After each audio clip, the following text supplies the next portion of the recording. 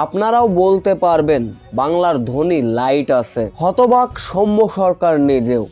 আমি মহেন্দ্র সিং ধোনির থেকে ভয়ঙ্কর কিপার হব। চট্টগ্রামকে হারিয়ে জয়ের পরে যা বলেছিলেন নুরুল হাসান সোহান, লাইট ক্যামেরা অ্যাকশন, কিন্তু পর্দার আড়ালে থেকে যায় নুরুল হাসান সোহানদের মতো সুপার হিরোরা। কারণ তারা কখনো খলনায়ক, কখনো বা অন্য চরিত্রে। কিন্তু বাংলাদেশের মুশফিকুর রহিমের পর যে উইকেট কিপার ব্যাটসম্যান আছেন নুরুল হাসান সোহান, তাকে কিন্তু নিয়ে গেছেন তার দক্ষতায় এবং পরিশ্রমে অনন্য উচ্চতায়। এদিন বিপিএল এর হাই ভোল্টেজ ম্যাচ, যেখানে মুখোমুখি রংপুর রাইডার্স, ঘরের মাঠে চট্টগ্রাম কিংস, যেখানে আগে ব্যাটিং করতে নেমে চট্টগ্রামকে 165 রানে লক্ষ্য ছুড়ে দিয়েছিল রংপুর।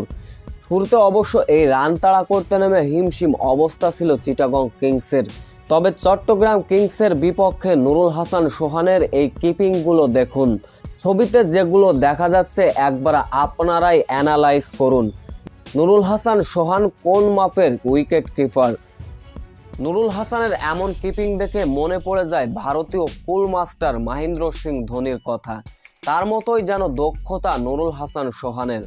অবশেষে চিটাগং কিংসকে 35 রানে হারিয়েছিল রংপুর রাইডার্স। ম্যাচ জয়ের পরে কথা বলেছিলেন নুরুল হাসান সোহান। ম্যাচ জয়ের পরে নুরুল হাসান সোহানের কাছে জিজ্ঞাসা করা হয়, তোমার এমন কিপিং এর আসল রহস্য কি? নুরুল হাসান সোহান সোজা সাপটা বলেন, আমি ভারতীয় মাস্টার কুল মহেন্দ্র সিং ধোনিকে ফলো করি। আমি আশা করি তার মতো ভয়ঙ্কর হতে পারবো না, ভয়ঙ্কর কিপিং হবার জন্য চেষ্টা করব। সো ভিউয়ার্স, নুরুল হাসান সোহানের এমন কিপিং দেখে আপনাদের কি মতামত?